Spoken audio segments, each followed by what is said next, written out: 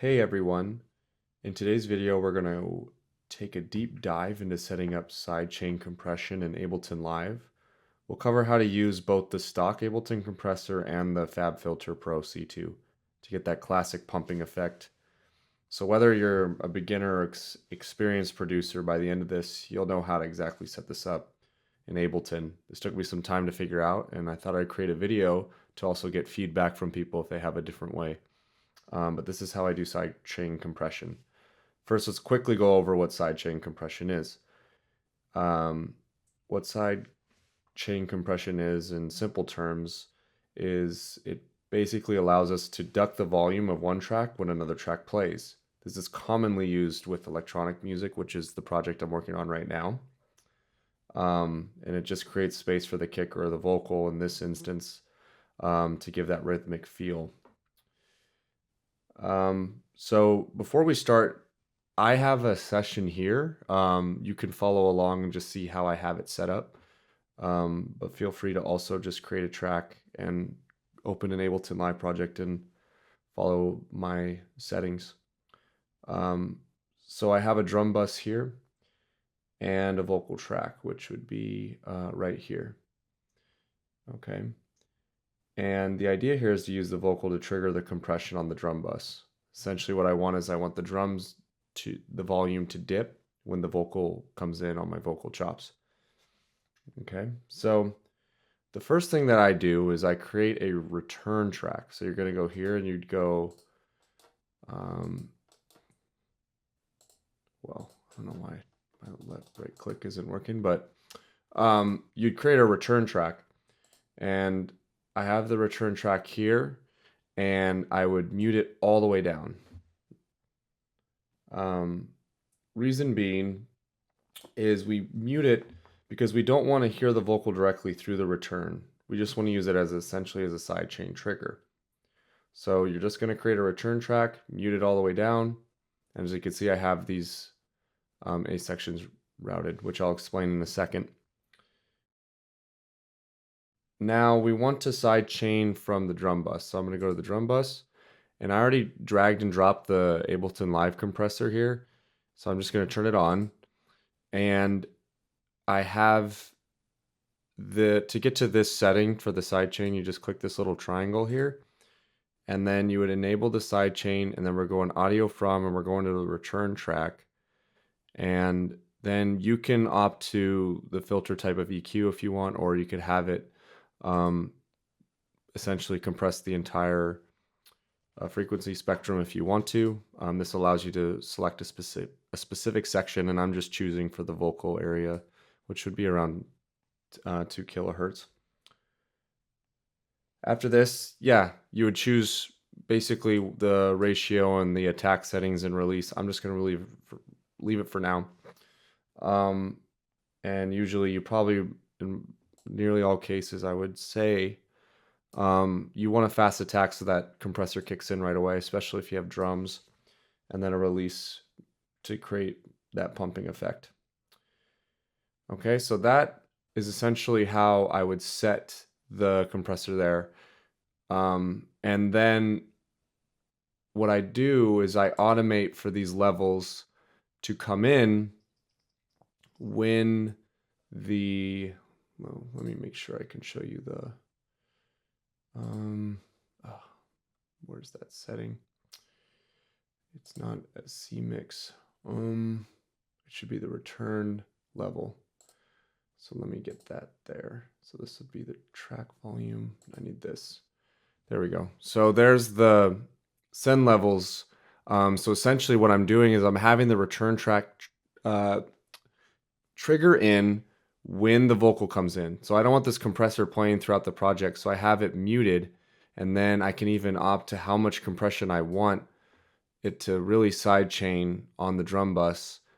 And basically I'm having the compressor only kick in when the vocals are in. So I automated it so that the compressor is basically activated and it's on the send level when the vocals are in, so that we're not compressing throughout the entire project. So I'm gonna hit play so then you can see. I don't know how it's gonna sound out of these speakers, but we'll see how it sounds. If you do have trouble, maybe I can export a project or something. But let's just hear the drums, and you'll hear how it dips down, and you'll also see here the return levels.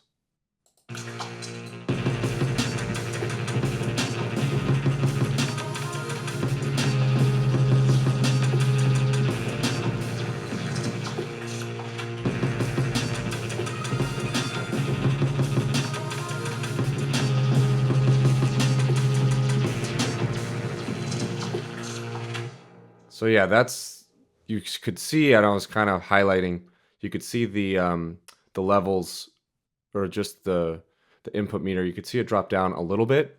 And again, if I wanted more compression, I could push it up even more. But that really allows the vocal to pierce through.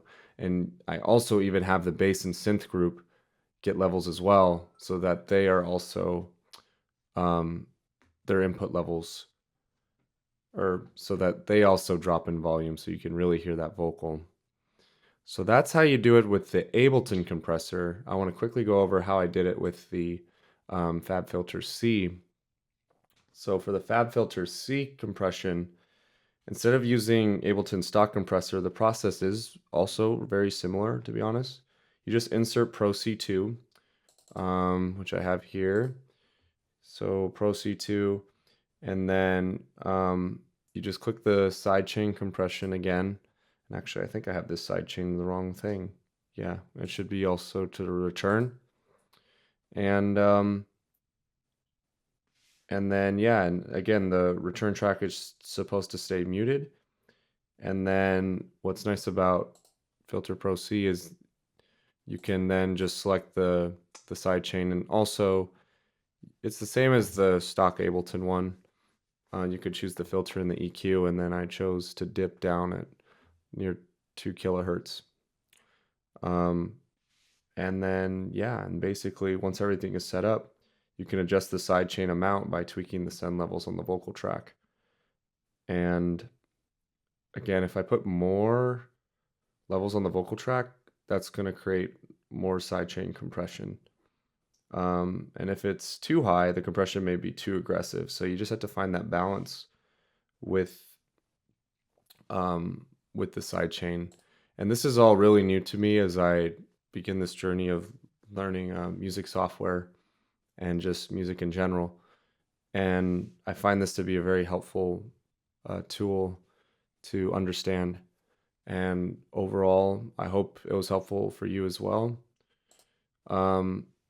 And please leave comments if you have any insight on how to do sidechain compression in other ways. I know that, for instance, I have this vocal sidechain track set up that's muted, and I route it to the drum bus, and then I actually send it directly to the sidechain track into stereo sidechain of the FABFILTER, and that seems to work as well. So you can also do that.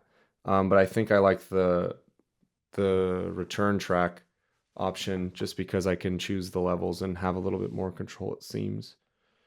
Anyway, that's all for today's video. I hope this helps and you understand how sidechain compression works. It certainly helped me out going through this process, and how it works in Ableton Live, and then how to use it to tighten up the mixes and really have specific elements come out, and how to use it effectively for certain arrangements of your music.